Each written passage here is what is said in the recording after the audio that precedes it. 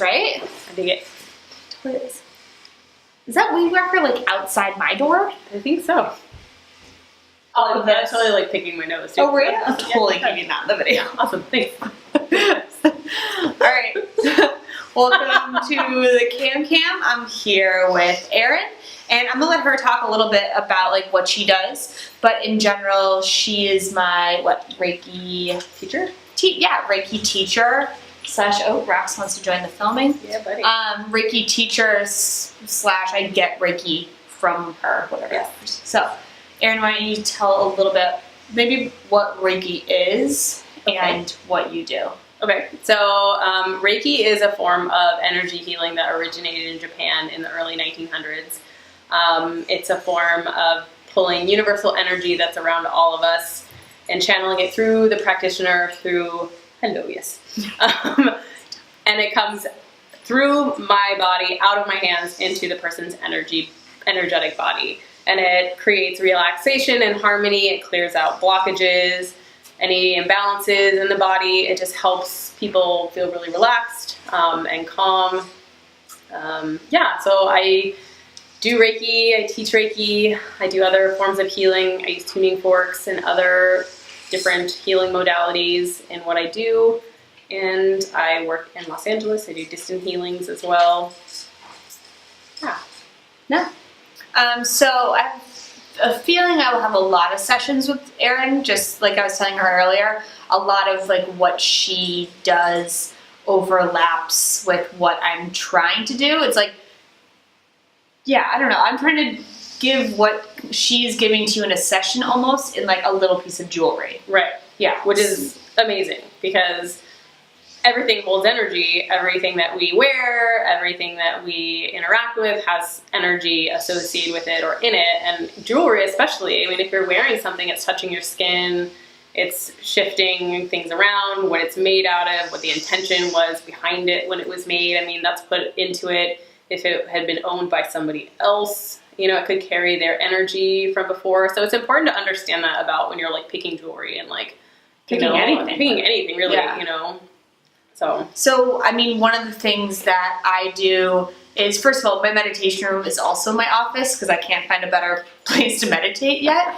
And so I like to think that all of that goes into the jewelry. But I also, when packaging, I do Reiki on the package just to like send it out. So maybe you can talk about the details of what that actually is. Okay. Because I mean, I make products too. I make sprays and oils and stuff like that. And I Reiki them all. So essentially, Reiki falls under a consciousness umbrella but can do no harm. And it's like energizing and like, again, harmonizing. So if you're sending that healing energy and putting that intention into whatever it is, whether it's a piece of jewelry or like the sprays and the oils that I make, then again, it's going to clear out anything that especially the jewelry might have picked up in the manufacturing process or shipping process or anything like that. It's going to clear that off. And essentially it's going to link it to like a collective consciousness of pure like light energy. So it just raises the vibration and it makes it just feel really nice and calm and healing. So it's like whenever you open a package, like the stuff that she makes.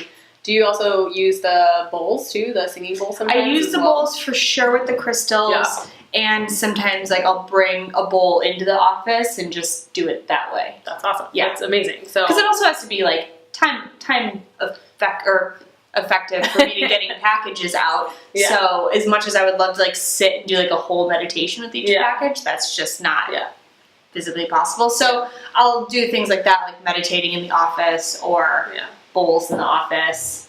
Yeah, so it's great because it puts the it puts that like that love and that intention and that just like beautiful energy into the piece. So it's like when you open it, when you get that piece and you open it and you wear it and you hold it, it feels good to you. Because sometimes, if you buy something or if you walk into like Forever 21 and you see the jewelry that's just been like mass produced and it doesn't have a soul, it doesn't have any spirit, and you touch it and you're just kind of like, and then again, you can buy that stuff, but it just doesn't have the same, again, heart as like handcrafted pieces and pieces that somebody's like touched with their hands and put their loving energy and Reiki energy like into it. So another topic I wanted her to touch on that she just did a blog post about, which I will also link, is kind of the different intentions, maybe is the word, to go along with the different metal types. So whether it's like gold or silver or base metal, she's pretty knowledgeable about that. So I wanted her to kind of pass along that information. So like I said, like everything carries vibration. You know, we're vibration, the floor is vibration, the dog is vibration. That's there you go. Pause. The dog is literally vibrating. The dog is vibrating. Okay. All right. So she's go ahead. So like depending on what the material is made of can bring different kind of like energies into your space. So, you know, typically things are made out of gold or silver or copper or brass. Like that's kind of typically what you're going to find most like jewelry made of. And then if you add crystals into the mix, then that completely like adds another layer to the mix. So gold essentially is going to be like the highest vibrational frequency. It's really warming. It has the energy of the sun. It's very much, you know, it offers healing. It opens the crown chakra. It allows you to receive more direct messages from source when you're wearing gold. I mean, the Egyptians actually used to make lots of tinctures and things like that where they ingested gold because of its like purifying and like enlightening properties. The thing with gold, it's because it's such a like high frequency thing, it doesn't absorb negativity as much as like a lower, you know, like a silver or a brass or a copper. And not saying that those are bad.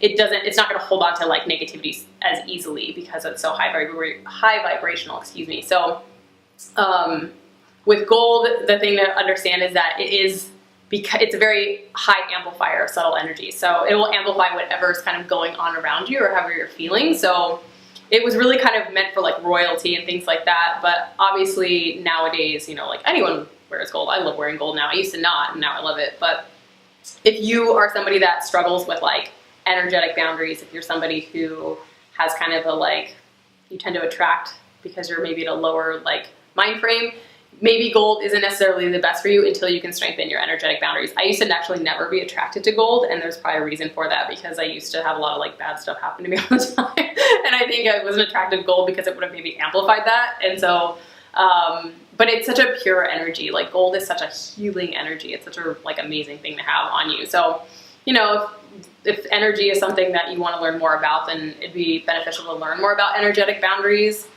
in terms of like law of attraction. So if like you tend to have situations happen to you over and over again, then it's like maybe you want to work on your boundaries first, and then you can start working with like more gold pieces and stuff like that. Or, you know, silver is going to be the next, but that's actually, it holds a lot of moon energy, which is, if you think about the moon, there's lots of phases of the moon. There's like the new moon, and which is good for manifesting, and the full moon, which is good for releasing. So it has those kind of phases, a little bit more, has different layers than like gold. And silver is going to be deflecting. When you think of silver, it's like shiny. It's going to deflect things away. So if you're somebody who's dealing with a lot of like things kind of coming in your space, silver is going to be good at like pushing those things away. But since it is I can't think the right word right now, lower on the like little range of metals, it does absorb negativity easier than a gold. But again, that's not saying that there's anything bad with silver. It's just you would have to cleanse it more frequently if you're in like kind of lower environments or like kind of like icky environments. But silver is going to help with like psychic development too, if that's something that you're looking to do. So again, like pairing that with like a crystal, like an amethyst crystal or something like that, which is going to help open kind of channels and stuff like that. Those kind of things together would be really beneficial. And then there's like copper, which is used a lot for circulation. You know, you can buy, like I actually bought like this one at like a health food store, and it helps with circulation. It's closer to the body. It's a little bit of a more like physical, whereas like gold is really about like higher self and like super consciousness. You know, silver is really going to represent kind of like subconscious stuff that's going on with you. And then copper and brass are really like the physical stuff that's going on with you. So copper can be really great. Brass is, again, another really great one for like bringing people together.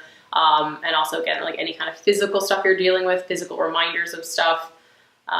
Anything like that, though, any jewelry really, if you're wearing it in environments or places that are really like heavy, you just want to cleanse them, especially if there's a crystal with them, just because that way you're keeping them clear, you're keeping them doing what they're meant to do, which is to help you. Like anything we wear, especially if they're touching your skin, it's going to be really beneficial to have kind of like on your person. So yeah, and I would say to cleanse, I think both Erin and I would agree the full moon is an easy way to cleanse things, because a lot of jewelry, sometimes you don't, depending on stones, you don't want to do like the salt water rub to it, just in case. Yeah. It's just not always the best idea. So if you lay it out in the moonlight, I have like a clear, it's like a wood case with a clear plastic top. Yeah. So I just put that out outside.